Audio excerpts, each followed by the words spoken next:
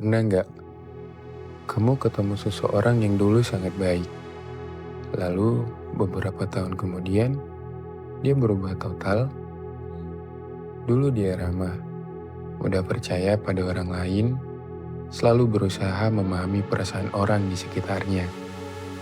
Tapi sekarang dia jadi dingin, dia mudah marah, sulit percaya pada siapapun, bahkan terkadang menyakiti orang lain. Ketika melihat perubahan seperti itu, banyak orang hanya mengatakan satu hal, dia berubah menjadi monster. Tapi benarkah begitu? Karena kalau dipikir-pikir, tidak ada anak kecil yang lahir dengan mimpi menjadi orang yang penuh kebencian. Tidak ada anak kecil yang bercita-cita tumbuh menjadi seorang yang dingin dan menyakiti orang lain.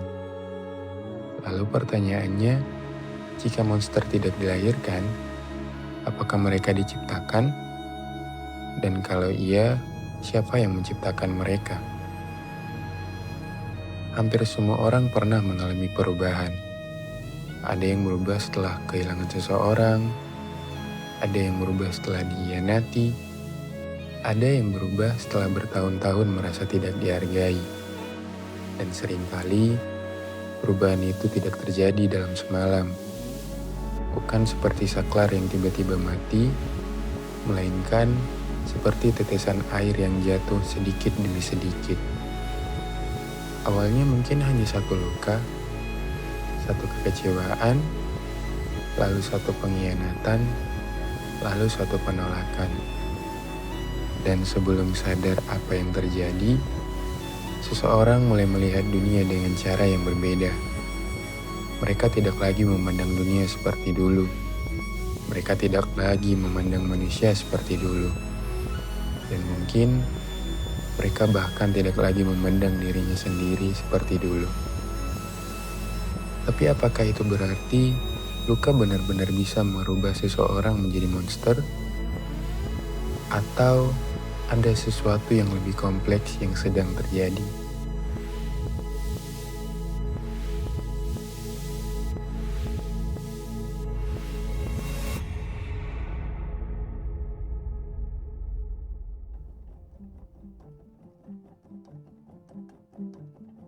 Ketika seseorang disakiti berulang kali, sesuatu mulai berubah.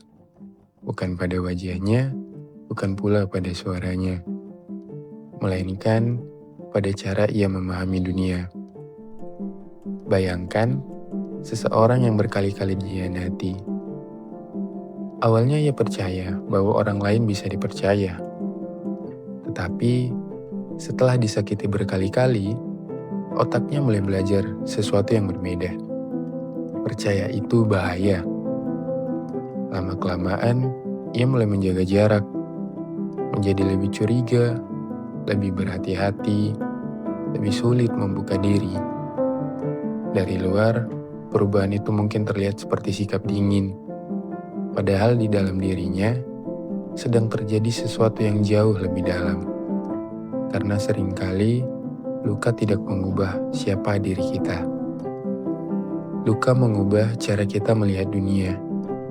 Dan ketika cara kita melihat dunia berubah, perilaku kita ikut berubah. Masalahnya, tidak semua luka berhenti sebagai luka. Sebagian berubah menjadi sesuatu yang lain. Kemarahan, dendam, dan kebencian. Dan ketika itu terjadi, seseorang mulai bertindak bukan berdasarkan siapa dirinya, tapi berdasarkan rasa sakit yang belum pernah selesai. Mungkin kamu pernah mendengar kalimat, orang yang disakiti bisa menjadi orang yang menyakiti. Kalimat itu terdengar sederhana, tapi di baliknya ada kenyataan yang cukup menyedihkan. Kadang seseorang tidak berniat menjadi jahat. Ia hanya terlalu lama hidup dalam rasa sakit. Sampai rasa sakit itu mulai menentukan bagaimana ia memperlakukan orang lain. Bukan karena ia ingin menjadi monster, tetapi karena ia tidak pernah belajar bagaimana menghadapi lukanya. Dan semakin lama luka dipendam, semakin besar kemungkinan ia berubah menjadi sesuatu yang merusak. Disinilah cerita menjadi menarik, karena jika luka memang menciptakan monster, maka semua orang yang pernah terluka harusnya berubah menjadi monster. Tetapi kenyataannya tidak. Ada yang tumbuh dalam lingkungan yang penuh kemarahan, namun memilih menjadi pribadi yang penuh empati. Ada orang yang pernah dikhianati, tetapi tetap memilih untuk mempercayai orang lain. Ada yang pernah merasakan penderitaan yang sangat dalam, tetapi justru menjadi orang yang paling memahami rasa sakit orang lain. Mengapa? Karena pengalaman yang sama tidak selalu menghasilkan manusia yang sama. Dua orang bisa mengalami luka yang mirip, tetapi memberikan makna yang berbeda terhadap pengalaman tersebut. Dan seringkali, makna itulah yang menentukan arah hidup mereka.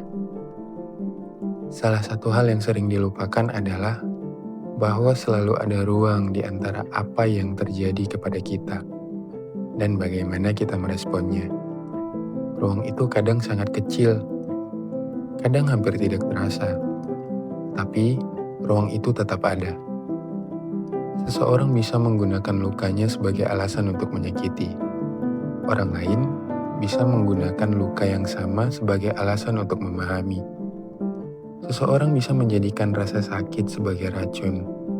Orang lain bisa menjadikannya pelajaran. Bukan berarti salah satu lebih kuat. Bukan berarti rasa sakit mereka berbeda. Tetapi karena pada akhirnya, luka adalah sesuatu yang terjadi kepada kita. Sedangkan pilihan adalah sesuatu yang kita lakukan setelahnya. Jadi, apakah luka bisa mengubah seseorang menjadi monster? Mungkin jawabannya tidak sesederhana iya atau tidak. Karena luka memang bisa mengubah seseorang. Luka bisa membuat seseorang menjadi lebih dingin, lebih tertutup, lebih mudah marah, lebih sulit mempercayai orang lain. Tetapi, mungkin yang sebenarnya berubah bukanlah siapa mereka, melainkan cara mereka melihat dunia. Dan ketika dunia mulai terlihat seperti tempat yang penuh ancaman, seseorang perlahan mulai berubah tanpa menyadarinya. Namun ada satu hal yang perlu diingat.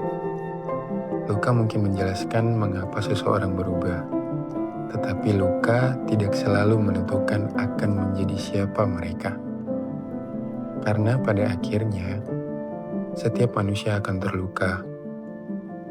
Tetapi tidak setiap manusia memilih jalan yang sama setelahnya. Dan mungkin pertanyaan yang lebih penting bukan apakah luka bisa mengubah seseorang menjadi monster, melainkan ketika luka datang dalam hidupku, aku akan menjadi apa setelahnya.